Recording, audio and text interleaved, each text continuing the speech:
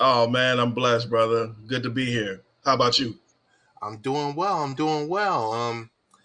Since the last time we talked, it was a couple of months. I gotta get you in here Mhm. every month, man. I gotta get you on Yeah, this platform. Got to get you in here, um, at least every month. At least every I month. But mean, how have you been dealing? How are you and your family dealt with COVID since the last time we spoke? well, first of all, I got to go through so many gatekeepers to get to, Hollywood Hicks, man. You know what I'm saying? I'm gonna do the best I can to get it to get it to a month. You know what I'm saying? But yeah. My family has been doing good. Um, Majority of them have been vaccinated, and they're healthy, man. They're getting back to normal life, hanging out, doing the things that we used to do, Yes. before 2020. So I'm happy about that. Yeah, that's good. That's good. I was gonna say, some people say there was a lockdown. In some states, there was a lockdown. Some people considered New York being locked down, but you in Florida didn't experience that too tough with your wonderful governor. Yeah, man. I just saw he has some new some new koozies that he's selling, saying that Yeah. don't Fauci my Florida. Um, so I don't know what that's about, but Well, it's cute. thank. What's that? I said it's cute. Don't Fauci my Florida. Right, right. Um, but thankfully, for the most part, it hasn't been too crazy because most folks do follow the guidelines or have been following the guidelines. When mask was mandated, most folks that I run into, out and about, had their mask on. They were respecting it. They only had like a handful of yahoos out there that was trying to force the issue and stuff like that. But it's definitely no thanks to this cat because he is all about pitching his popularity to the lowest common denominator. Listen, so I guess we called tonight the triple threat. I got three topics I want Hmm. to talk with you. Get your insight on it, and that way we can both get in and get out because it's almost the bewitching hour. Yeah, This D variant and other variants are out there. We saw all the buffoonery with to wear a mask, not to wear a mask, to get vaccinated, not to get vaccinated. Our live sports returned. We were happy. We didn't know how much fans mattered with watching sports. But over the last 24 hours, you got, I mean, well, really longer than that, you got no fans that are going to be in the Olympics. You got a message that went out saying USA basketball exhibition game against Australia and Las Vegas has been canceled. Full announcement on men's and women's team upcoming schedules before leaving for Tokyo. You got Yankees and Red Sox getting canceled tonight because three of the Yankees, um, tested positive, mm. and potentially more. It looks like potentially we could lose our live sports. I mean, how do we remedy this, or are we too far? Is it going too far deep, or basically on the deep end? It's a mixed bag, bro. I think there was one other person or one other story that I heard related to the Olympics. I saw that Bradley Beal went into the health and safety protocols with Right, probably most likely due to COVID. right. I don't know if they're going to try to have to find a replacement for him, but it sounds like he's out. With regards to staying on the team. So between that, like you said, a few Yankees tested positive, and just the spread in the general public, looks like we're starting to see an unfortunate spike again. And we're battling misinformation out there, because there's Yes, a ton yes. of misinformation out there, brother. In our community, um, I've had so many people that I call friends send me, videos from Yahoo's on YouTube telling me to, put a magnet on my arm to see if a magnet will stick to my arm, and just all kind of 5G, all of those types of, conspiracies stuff out there. But I mean, a lot of people, this is like real life to them. It is the truth, and it is a very unfortunate thing because there's a lot of research, a lot of science that went into that, and it's for the general public health safety. And so now, going back to put the button on that to your question, when we were seeing the fans in the stands, at all these NBA playoff games or whatever, the we just had the Stanley Cup. Shout out to my Tampa Bay Bolts. Your But bolts. yeah, man. But listen, nobody in the stands was masked up. So you don't know who got the vaccination and who doesn't. So that's just a recipe for disaster. So I can see why they're shutting stuff down. You hit upon something very, very important, because we have now entered the level of, now with loosening mass restrictions, we know that like half the nation didn't receive the the vaccination itself. Um, we've got a mess on our hands, because people are like, hey, I don't want to put this in my body, and hey, I don't want to wear a mask either. And then, or it's the case of, depending on the news station, the cable news network that you watch, it's either, hey, the vaccinated people are spreading this. So you really got your misinformation out there. It's chaotic. Um, Sports are being affected. Schools are going to be affected. You got, it depends on where you are in the country. And if you're in the tri-state, chances are you're going to have, whether you're returning to school or to work or whatever, they're looking for 100% vaccinations.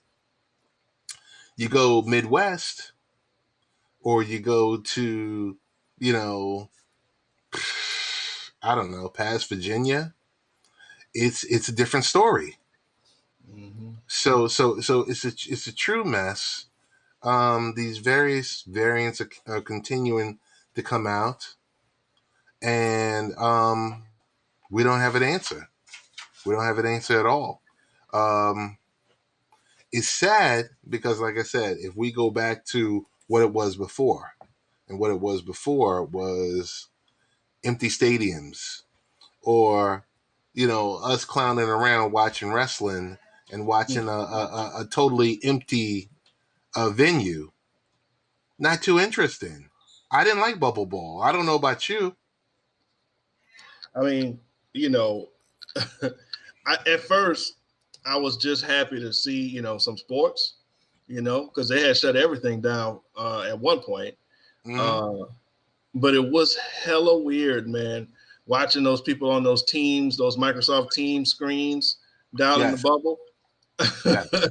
It was hella weird watching that, So fast forward to now, and we've been watching the playoffs where more and more people are starting to come. I'm almost willing to say it looks like they're almost full capacity, or were at full capacity in a lot of these venues.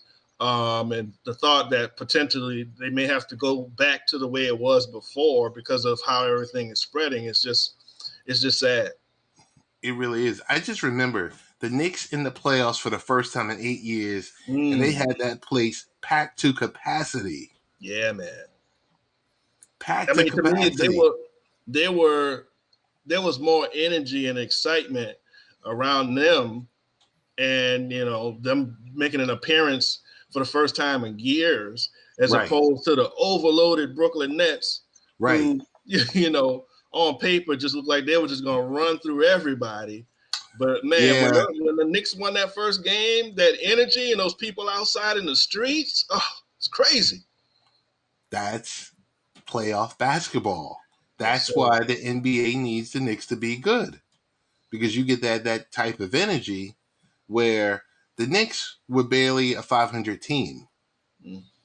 and they were ready to take back the city. You Bro, know, it was crazy. I mean, it was like one of those old school, almost semi riots where people wanted to turn cars over and stuff in the yes. middle of the street for one victory. Yo, one victory and a playoff appearance. They was They was ready to ready to give cash the chips in. Coach Tibbs his own statue outside the garden. Yeah, yeah. That's how much. It sucks. It sucks thinking that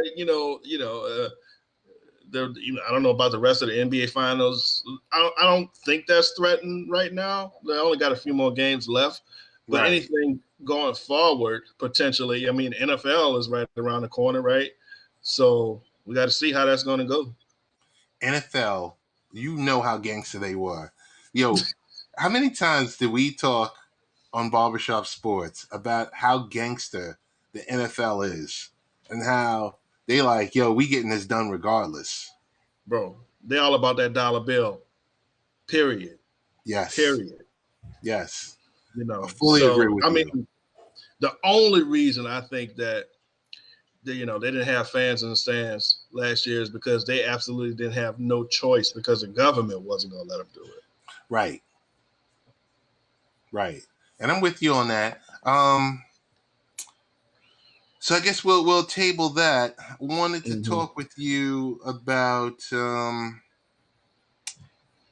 guess the subject is Maria Taylor, Mm. but I think it's more on the ESPN culture. Yeah, The ESPN it's culture, toxic. it seems like a cesspool. Yeah, it's toxic, man. Like whatever. Well, basically, what my take on ESPN is they're living off of the foundation that guys like Stuart Scott laid Mm-hmm. out back in the day. Right. Um, but that's not the same ESPN No. anymore. That ESPN is gone. And they're trying to hold on. They're throwing all the money that they can at Stephen A. Smith. They got him on every show. He damn near the It's janitor sickening. sweeping the floors, man. Anything they can put Stephen A. in front of a camera on, they're doing it, right? Yeah, I don't know about you. It's kind of sickening. I I don't mean, even. I they mean, don't have any I'm more happy. I'm talent. happy for him. I'm happy for him. But I don't like seeing him like that. It's overload. It's overload, and I think Maria Taylor.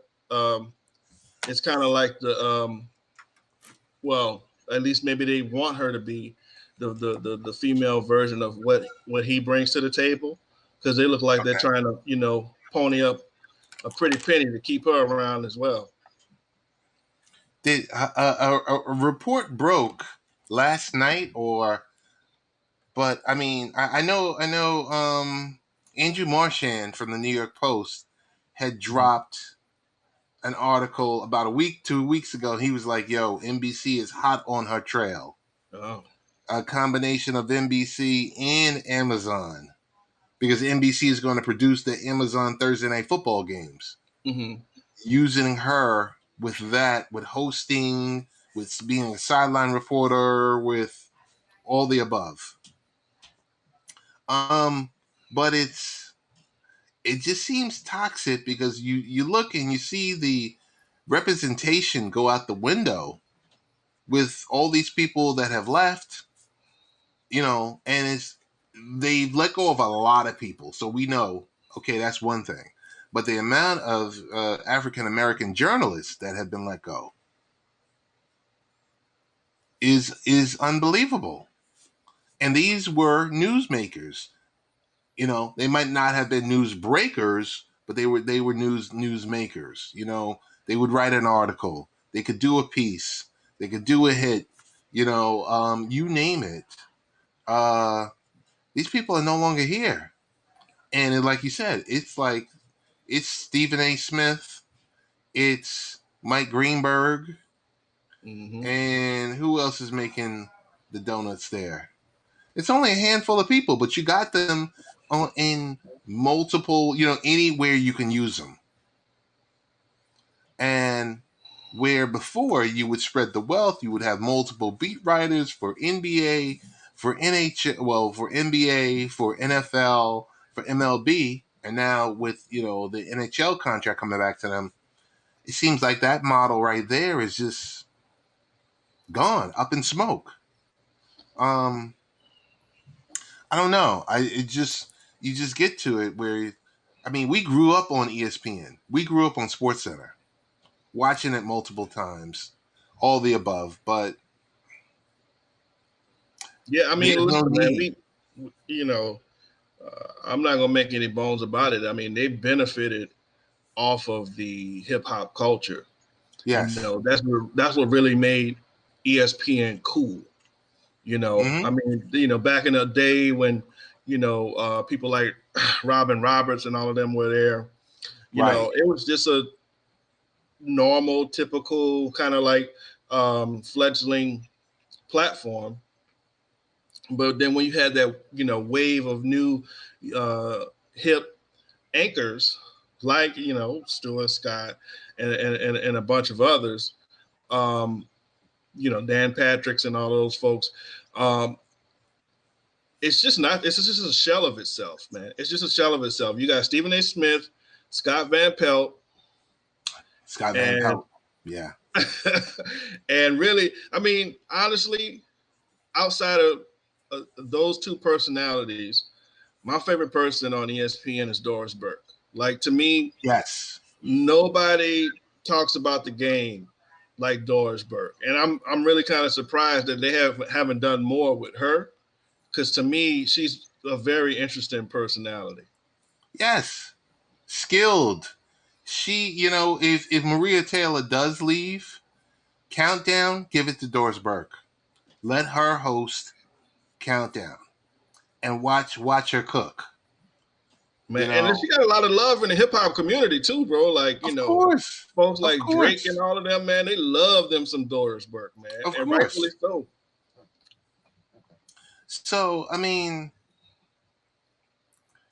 will I still watch ESPN? Yes, I will still watch ESPN. I still watch Fox, because we're still stuck because they will still have, certain packages and games of the week and, but it's just a model that I guess the model is outdated because all the kids, all the millennials, everyone has one of these. Mm-hmm. So I don't have to wait for SportsCenter. No, I'm on Twitter, man, watching it real time. I'm on Twitter, watching it real time, watching things happen, and it's one of those things where you just kind of wonder, will they evolve? I don't think so, because they've been using that highlight show, that legacy style highlight show for what, 30 years?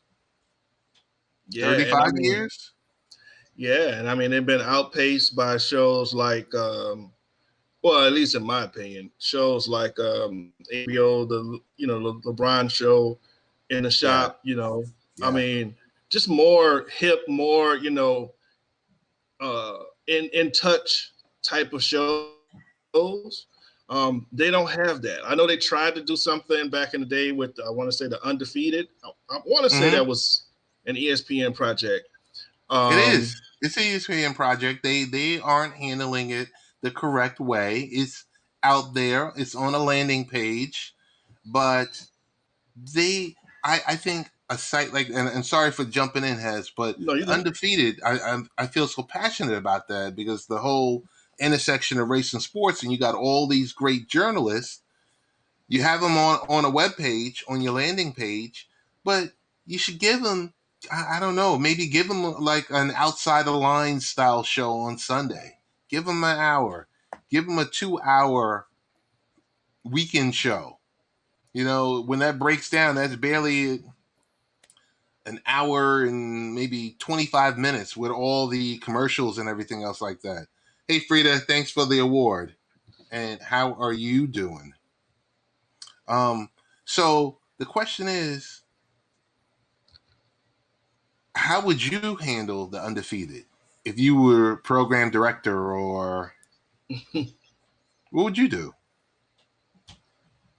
Oh man, I mean, you have to kind of tap in and get some of this young energy. I'll just call it that, man. You know, that whole TikTok verse, you Yes. know, Black Twitter, tap into that because that's a powerful, man, platform. Even though Twitter is actually the platform, there is an actual thing, Black Twitter. That is a thing. Right. So, you Correct. know, being able to tap into maybe some of the most popular folks, um, on those platforms that have, you know, kind of like a sports maybe type of slash pop culture, you know, platform, you know, that they're projecting, looking for people like that coming out of college and stuff like that, um, giving them an opportunity to be able to shine, you know, because, you know, like you said, that model that they have, it's just, it's a dying model, and all of those folks, you know, they're getting up there, and if ESPN wants to have longevity, they're going to need to be able to reach across demographics, specifically into the younger demographics, because that's where the energy is, you know, and their shows just aren't really that appealing and interesting, anymore, to say the least. Gotcha. Gotcha. Listen, we're not going to dwell. We're not going to be able to fix ESPN. We hope Maria Taylor is able to get her deal signed before July 20th, and I hope she goes to NBC, and I hope the NBA Finals goes to Game 6, because then they'll have to explain, hey, we lost our host in the middle of an NBA Finals, Yeah, and that'll that be kind some of egg on their face. there's definitely some egg on their face. Um, Last topic, Richard Sherman. I want to show you. I mean, because people are quick to clown him. People are quick to hear, when you hear that a woman has put her hands on a man, or it's because, I mean, from Richard Sherman to Dwayne Haskins. I think it was Dwayne Haskins, his wife laid hands and feet on him, Hmm. and knocked out his tooth. What? Yes, hands and feet, knocked out his I did tooth, not know that. and she got arrested. I think Wow. with Sherman is something different. I don't know if it's anger management or whatever the case is, but I'm gonna play a clip from the camera, I guess like the doorbell camera. So hold on one Okay. second.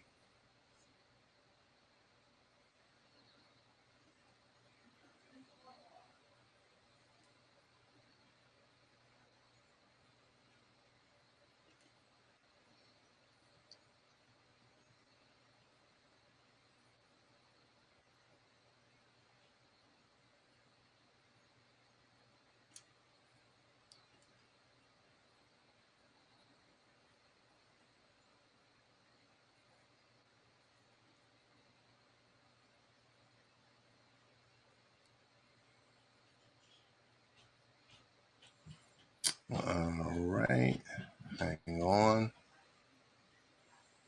Now it'd be nice if it played nice with me. Hang on one second. Let's do this again. Okay, and I don't see. Okay, boom, There it is. boom, but I don't see. Hang on one second. Okay, Yeah, let man. me. Boom. Okay, All right. so now let me go. Look at this technology.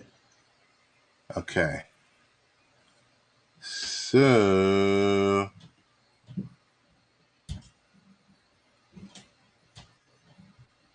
Zoom in. Let's see. Come on. As we can see, this is Richard Sherman. He's at someone's front door.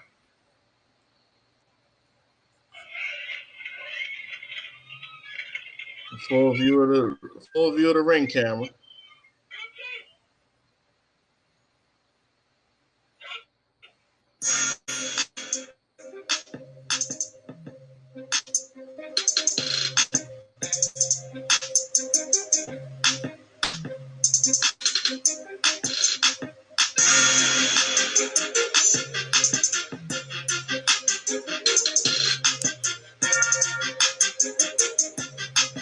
What's going on?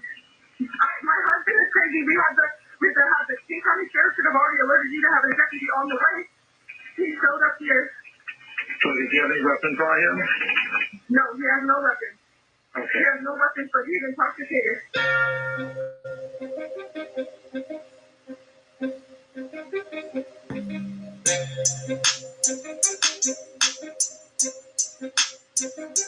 And where is Richard out in the home? He's not in the home. He's outside the house trying to break in the house. Trying to break in the front door.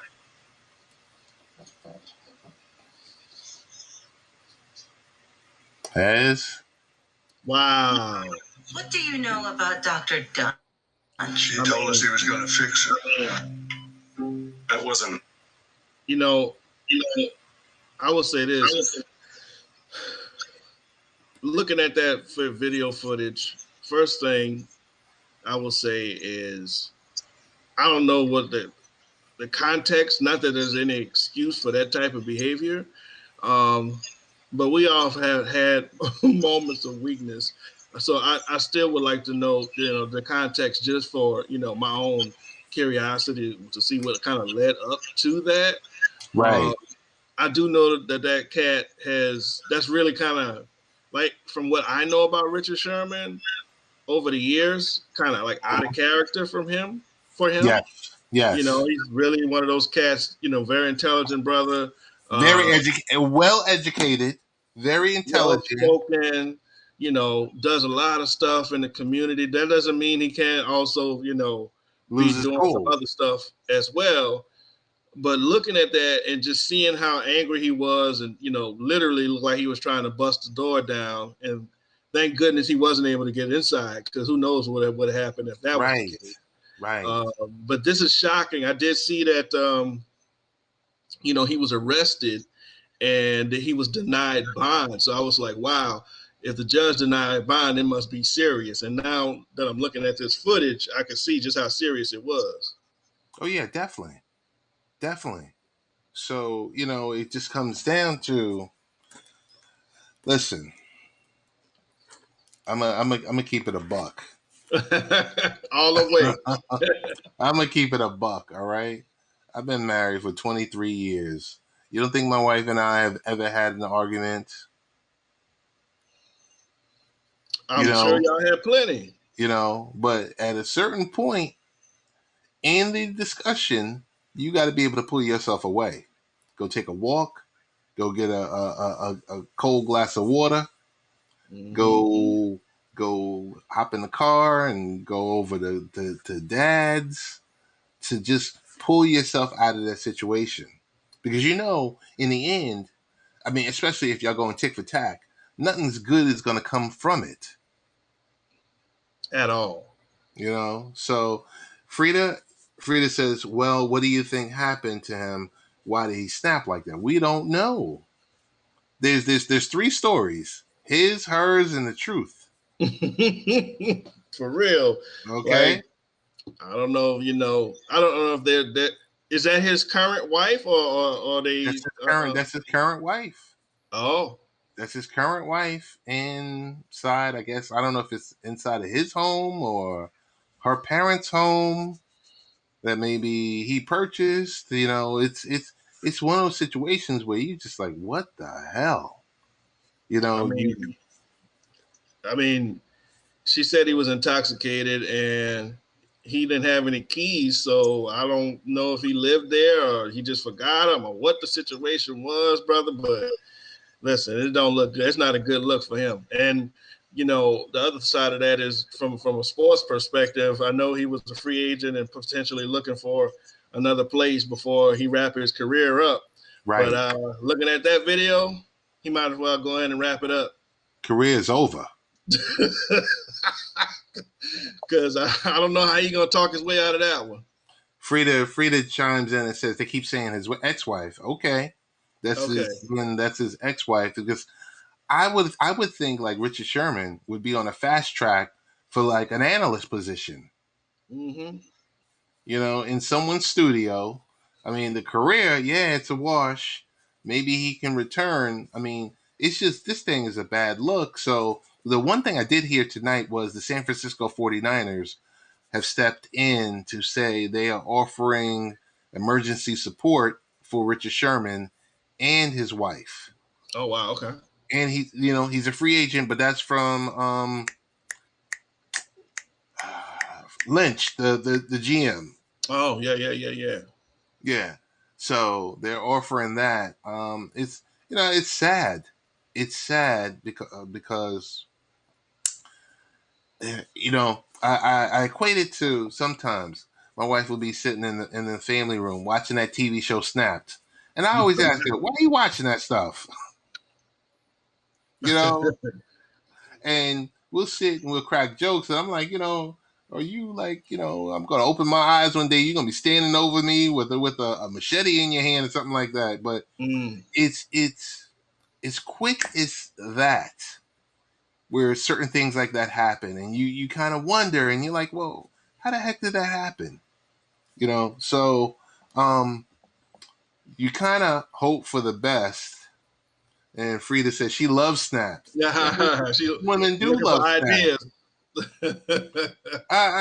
She's always. I mean, there's certain shows they're always watching. And I'm like, yo, you like, really, what's up with that?